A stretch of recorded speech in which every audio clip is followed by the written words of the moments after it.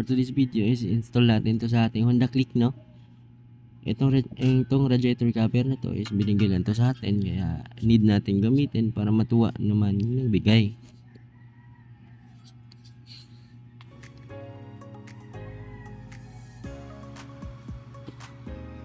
So, yung gagawin natin una guys is kailangan nyo lang ng T or Y range na number 8 pambaklas. May 3 bolt kasi dyan sa ating radiator cover. Kailangan natin tanggalin yun.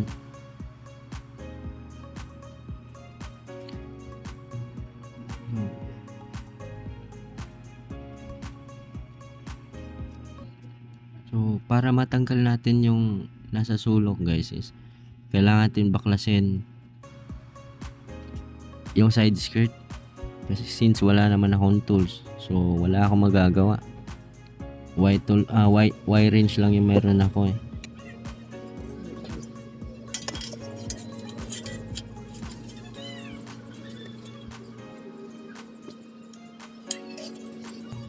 So ayan, protected pa rin yung radiator natin dito, pero yung downside niya is manipis lang siya, madali siya mabali.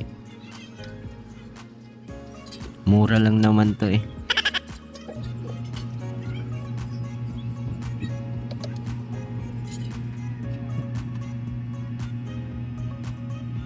Pero maganda siya since binigay sa atin to, kailangan natin tong gamitin. Wow.